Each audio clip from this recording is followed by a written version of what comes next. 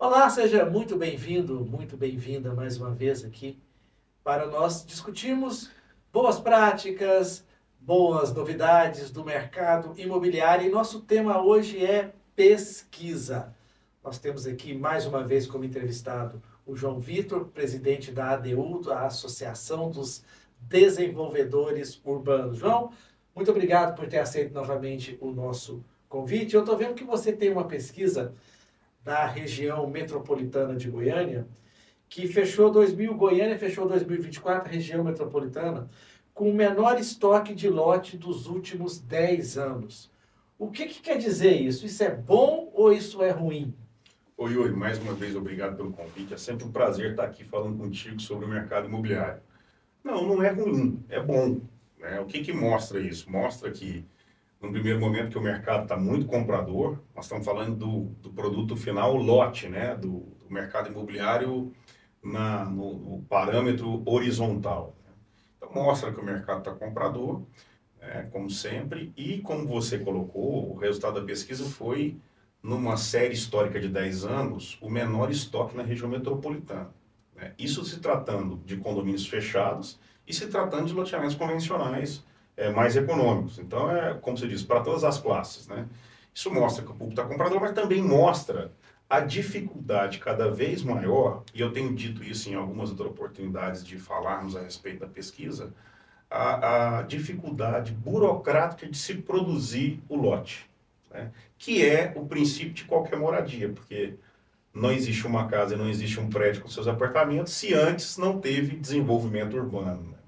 Agora eu te pergunto, esse crescimento, ele é sustentável? Ele é sustentado? Ele se perpetua pelo tempo? Porque o que a gente vê é desde a pandemia, né, um momento muito bom em Goiás para o mercado imobiliário. Essa pesquisa faz algum indicador? Isso continua? Não é Então, muito tempo de bonança, não? não, nós estamos o Brasil como um Ótimo, né? Se for todo, ótimo. exatamente. Mas o que eu acredito é o seguinte, e os dados mostram isso, né? Todo mercado é cíclico, né? Isso, se você tem curiosidade de estudar qualquer tipo de mercado, você vai ver uma onda cíclica em quase todos eles. E o mercado imobiliário mais ainda. E no Brasil, você tem eventos que provocam essa velocidade cíclica mais rápido, porque você tem a parte do governo que influi e uma série de outras coisas, influências externas, etc., né? Então, nós viemos, sim, num mercado de bonança muito forte desde 2020, né? E quando nós chegamos em 2020, nós chegamos com estoque que não estava tão alto. Se você pegar a série da pesquisa também e fechar 10 anos, você vai ver que a grande produção foi de 2020 para 2024, maior do que foi produzido de 2020, 5 anos para trás. E aí você teve um consumo muito forte, né, de 2020 para cá. 5 anos para trás, nós pegamos uma fase de muita crise, né? Impeachment Exatamente. de presidente, Por isso que a recessão. produção ela ficou, de certa forma, comprometida, porque o ânimo do investidor, do incorporador, estava arrefecido, né? O sujeito estava preocupado com isso. Agora, o que acontece sobre a questão da bonança? Hoje, nós temos pleno emprego no país. Pleno emprego é uma situação assim que... O que é melhor? Você ter zero de desemprego, porque quando a gente fala pleno emprego, você tem uma taxa de desemprego aí na casa de 6, 7%. Que é uma taxa mundial que... Isso é pleno emprego, É, porque todo mundo que trabalha, por exemplo, com aplicativo, motorista de aplicativo, está dentro da classe de desempregado, que não consegue ser medido exato. pelo CAGED lá do governo. Então você está vivendo pleno emprego.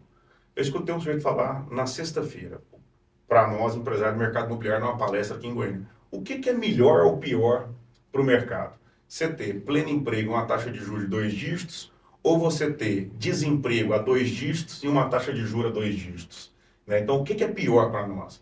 Então, eu penso o seguinte, taxa de juro alta para o mercado imobiliário é um problema sério, certo? Principalmente para o sujeito que vai captar crédito para poder saldar o compromisso dele com os incorporadores. Mas você tem hoje uma situação onde você tem pleno emprego, todo mundo trabalhando, vontade de comprar. Nós estamos sentindo uma dificuldade agora, começamos a sentir. Por quê? Porque, principalmente, aqueles que precisam de crédito para saldar seus compromissos com as incorporadoras, começam a ter dificuldade, crédito restrito, e taxa de juro alta. Mas o que acontece? O crédito está restrito por uma razão de risco Brasil e não por uma razão de risco tomador de crédito. É porque o sujeito é empregado, o sujeito tem vontade de comprar. É a política contaminando a economia. Exatamente. Então, assim, é diferente do que nós vivemos em 2015, quando nós tínhamos um problema de desemprego, falta de crença no país e a indústria estacionando. Então, você tinha naquela época juro alto, desemprego alto, né? E taxa de crescimento baixíssimo então é um outro cenário. Lógico que nós vamos ficar aí 18, 24 meses atravessando um cenário bem mais turbulento, porque para produzir o nosso negócio, você tem um dinheiro mais caro. Exatamente. Ô, João, agora, a questão do pleno emprego, quando você fala nele. Eu me preocupo muito pelo seguinte, por que tem tanto pleno emprego e o mercado imobiliário fala que falta tanta mão de obra qualificada, que tem tanta dificuldade para contratar? Onde é que está o erro? Então, isso é um negócio assim que não é minha especialidade, né? Mas você começa a pesquisar sobre isso e começa a descobrir... Extremamente dialético. E você começa a descobrir o seguinte, primeiro tem uma questão cultural, né? Você tem assim, ó, algumas... primeiro assim, ó, quando a gente fala da construção civil nossa no Brasil, ela ainda tem um modelo que é um modelo que não tem tanta escalabilidade, né? Então você tem modos de construir no país que não gera tanta escalabilidade. Você vê, nós ainda construímos com concreto e fechamento tijolo de argila, a grande maioria, sei lá quantos por cento disso. Então, para isso, você tem uma necessidade de mão de obra grande, que é bom, porque gera bastante emprego, correto? Mas nos atuais momentos pós-pandêmicos, você tem as novas gerações dos armeiros, dos carpinteiros, dos pedreiros, como se fala, dos mestres de obra, né, dos pintores, que querem um outro tipo de segmento. E antigamente, se infelizmente ele não tivesse tanto acesso ao estudo, ele acabava seguindo o rumo pai do avô. Só que hoje esse sujeito é vendedor no Mercado Livre, esse sujeito virou motorista de aplicativo, esse sujeito virou empreendedor autônomo em N coisas que nós não conseguimos nem dizer. Influenciador digital. Microinfluenciador digital, né? Então, o que acontece? Automaticamente o leque de possibilidades para essa geração que tem aí 20, 22 anos e que, por sinal, não quis seguir ou não teve oportunidade, na sua grande maioria não teve oportunidade de seguir uma carreira acadêmica mais consolidada, ele não necessariamente vai ser a profissão do pai, né? Então, você tem uma situação profissionalizante aí para a construção civil complicada. Automaticamente, você teve uma inflação na mão de obra, não, está acontecendo e perpetuará. O engraçado é o seguinte, o mercado imobiliário entrou em crise, ainda assim são mais 5 anos para entregar as obras depois da crise posta.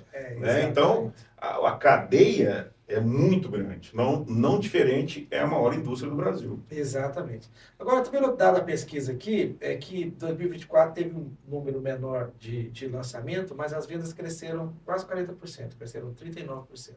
Significa o quê? Que as pessoas estão... Significa que 2024, na região metropolitana de Goiânia, foi o maior recorde de vendas em lotes, fechados ou abertos, né? Foi o ano que nós mais vendemos em número de unidades e em número de valores. Ou seja, de novo, é o que nós falamos, as pessoas querem comprar, as pessoas acreditam nesse tipo de produto, têm interesse. O lote, ele tem uma certa vantagem face ao imóvel pronto, casa ou apartamento, porque ele tem uma facilidade de compra, né? Você tem uma análise de crédito muito mais elástica do que para comprar um imóvel pronto. Então, automaticamente, você tem um funil de entrada infinitamente maior, né? Porque o crédito no lote, eu não sei se os nossos espectadores sabem, quem financia o lote é o próprio incorporador, né? Você não tem o mercado bancário, no primeiro momento, financiando a aquisição desse imóvel. Então, automaticamente, facilita muito o funil de entrada, né? O sujeito que quiser comprar, ele tem que provar pouca renda para conseguir comprar, né? Então facilita, e não diferente disso foi o sucesso que foi de venda em 2024. Não, condomínio horizontal, A pesquisa também mostra que o mercado de condomínio horizontal continua aquecido. A minha impressão é que todo mundo está mudando para condomínio horizontal. Todo dia nasce um condomínio horizontal novo. Onde você vai, você encontra um muro daquele de condomínio horizontal. Cara, ainda tem mercado para isso? Condomínio horizontal é o quê? Primeira moradia? Segunda moradia? Casa de campo de quem mora no interior? O que é isso? Isso é uma questão cultural nossa. Acho que o primeiro ponto de todos é que o goiano, o goianiense, ele prefere, deseja muito mais, e aí não é achismo, não é sentimento, é o que a pesquisa, quando você entra na parte qualitativa da pesquisa, você percebe isso, né? Então, de cada 10 moradores, goianienses, enfim, goianos, mais de 5, mais da metade, preferem morar de maneira horizontal. Então, isso é uma... Em casa. Em casa, certo? Então, vai comprar um lote para depois construir sua casa ou acaba comprando uma casa já construída, né? E por isso, das produções de condomínios horizontais fechados. E aí tem uma questão aqui na região metropolitana de Goiânia que é muito forte, é que os novos centros de conveniência da cidade, proporcionar do ponto de vista de planejamento da cidade, quando eu falo cidade, Goiânia e a região metropolitana de uma forma geral, principalmente próximo do Shopping Flamboyant, que aquelas regiões, por conta da conveniência do Flamboyant e dos grandes acessos viários que a GO 020 faz, entre outras GOs que ali chegam, de proporcionar que fosse desenvolvido esse tipo de moradia. Por quê? Porque você está próximo do centro de conveniência. Então você juntou a vontade com o serviço próximo da sua casa, automaticamente proporcionou a grande oportunidade de surgirem novos projetos nesse sentido. E aí qual era a dificuldade? A dificuldade era a escola, um curso complementar para o seu filho. E aí nos últimos, pós-pandemia, nos últimos 5 anos, as escolas foram para lá. Hoje você tem algumas escolas que já estão 5 minutos pós-Flamboyant, sentido Senador Canedo. Então, isso acabou de casar a grande vontade. E aí, o que você disse foi um pouquinho de segunda residência, né? E aí tem também, hoje, um movimento muito forte do goianiense que não mora num condomínio fechado, em Goiânia ou na região metropolitana, resolve morar muitíssimo bem em apartamento, mais bem localizado, mas aí ele quer uma casa de campo. E aí ele está disposto a andar 30 minutos, 1 hora, seja para qualquer saída, para alcançar esse desejo. E aí proporciona uma segunda leva desse produto condomínio de lotes, que aí é o que a gente chama dos sítios de lazer. E aí nós temos aqui na cidade muitos lançamentos, muitos bem vendidos, muitos já consolidados, olhando aí nesse inteirinho de 1 hora, que eu falo que é 1 hora do Shopping Flamboyant para qualquer lugar da cidade. E essa onda com o senador Canedo, hein, com esse tanto de lançamento lá que a pesquisa também detectou, qual que é do senador Canedo? O senador Canedo conseguiu enxergar aí, eu acho que de 2017 em diante, 2018 em diante, uma oportunidade aonde você não tinha o novo plano diretor de Goiânia, que foi sancionado em 2022, entrou em vigor em 2022, e uma necessidade muito grande para aquela região ali da GO 020, procurando por esse tipo de produto. E não tinha como Goiânia produzir esse tipo de produto. O que o empresário fez? Associado nosso lá na DU, alguns fizeram, foram para Senador Canedo. E aí conseguiram desenvolver esse produto lá. E aí a resposta do público foi imediata. Verdadeiro sucesso atrás de sucessos de venda. E não parou por aí. Hoje nós já estamos lançando, né, os associados estão lançando no município de Bela Vista, que também foi sábio e fez uma zona urbana descontínua da cidade para esse tipo de produto. Que é um tipo de produto que traz muito mais bônus do que ônus para a cidade. Né? Porque a partir do momento que você faz esse tipo de produto, você ganha com a tributação, né, com os impostos são gerados, você ganha com as taxas de aprovação, você ganha com as pessoas que vão morar nesse município, né, automaticamente o IPVA do carro vai para lá, etc. E todas a parte de ônus, você coloca para o próprio particular que vai morar lá pagar. Então, por exemplo, quem recolhe o lixo dos condomínios e coloca lá na porta para que a prefeitura recolha, é o próprio condômino, é o próprio morador lá dentro. né? Quem faz toda a manutenção do seu asfalto, troca lâmpada, etc., é o próprio morador. Então, Bela Vista também soube aproveitar disso como o senador Canedo aproveitou. Ô, João, com essa taxa de juro no Brasil aí, 15%, você não vê falar que com o mercado aquecido, né? Taxa de juro alta significa o quê, gente? Que a prestação do seu imóvel vai ficar mais cara. Você vai ter um aumento. Como que o mercado imobiliário lida com isso? Então, acho que esse hoje é o grande pênalti nosso, Yuri, porque, de novo, você tem a população com desejo de comprar, né? Você tem um déficit habitacional ainda que tem, histórico e que não vai resolver tão cedo. tem 20 anos que eu escuto 8 milhões de moradia de déficit no Brasil. Lança, lança, lança, vende, vende, vende, ainda continua 8 milhões de déficit habitacional, né?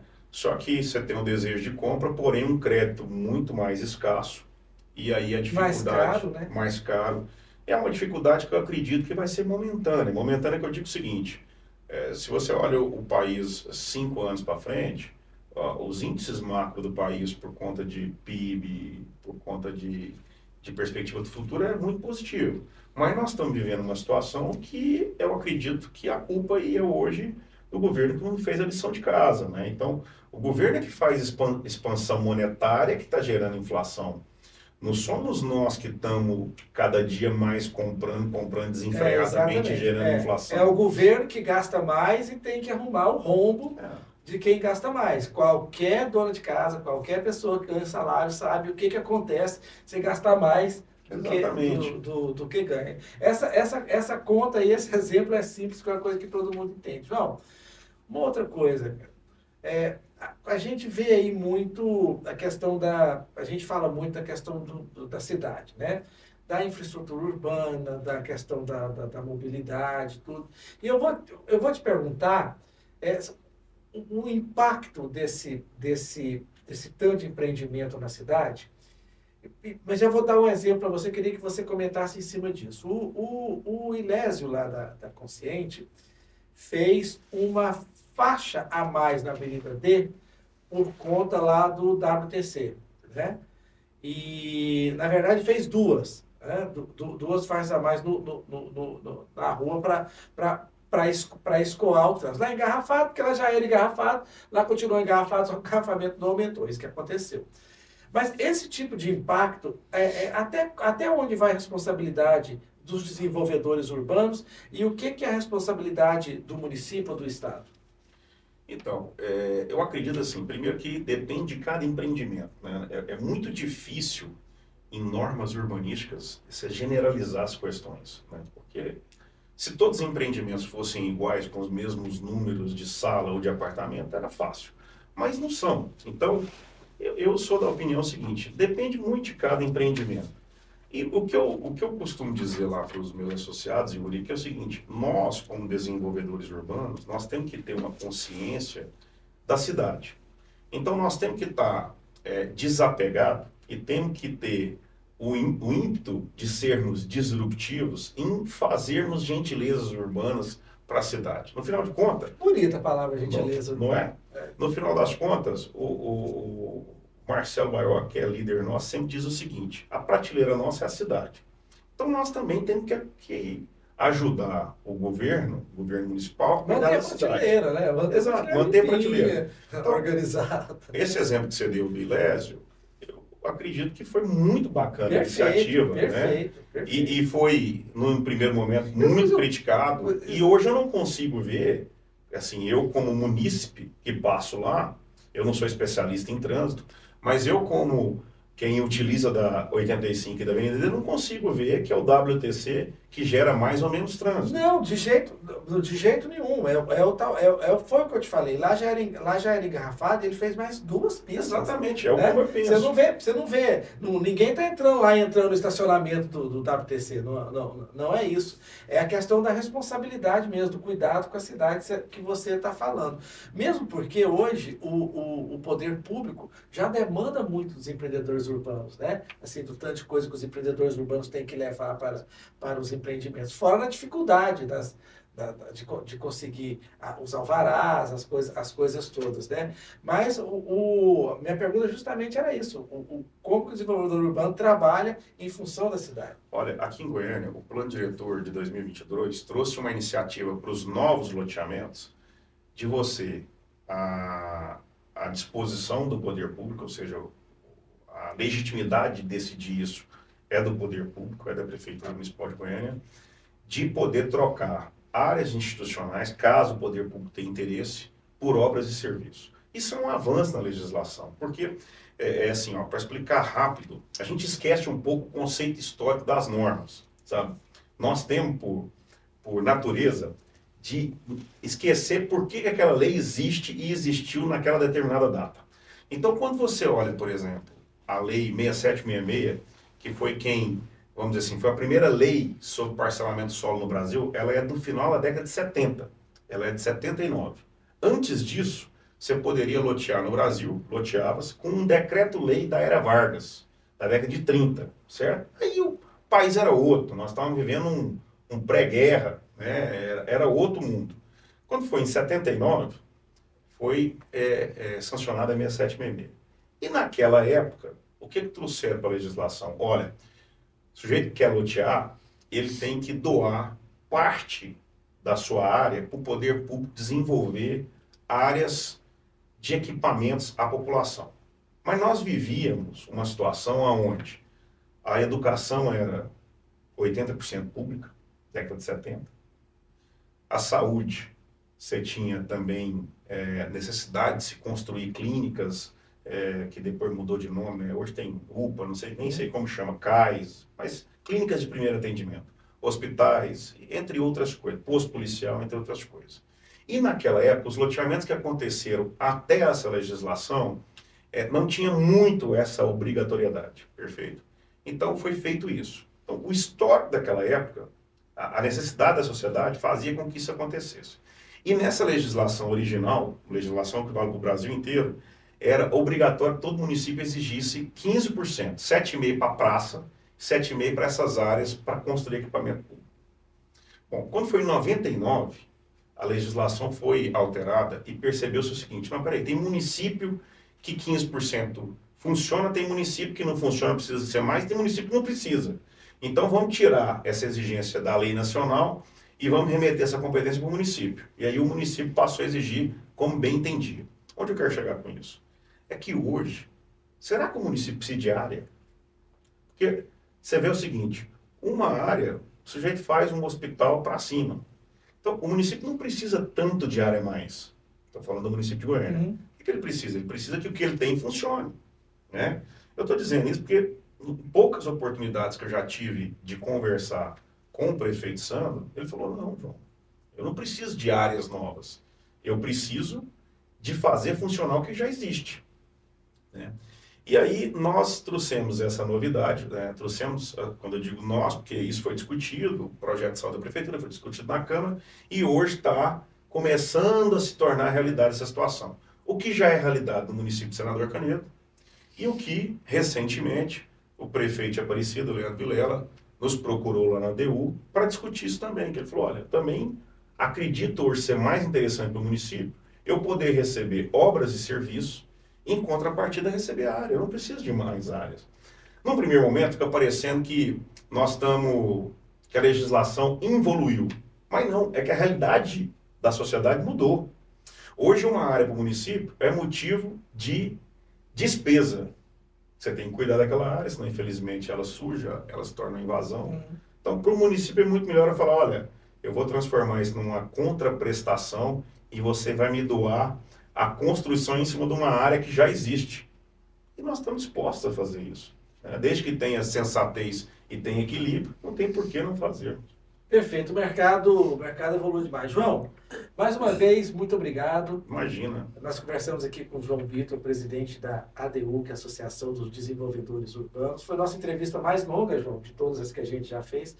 Estou vendo ali, já deu meia hora de entrevista, porque o papo é muito bom. Então, muito obrigado mais uma vez por você estar aqui com a gente. Yuri, eu que te agradeço mais uma vez pelo convite. Estou sempre às ordens, a ADU está sempre à disposição lá. Muito obrigado. Muito obrigado, pessoal, e até a próxima.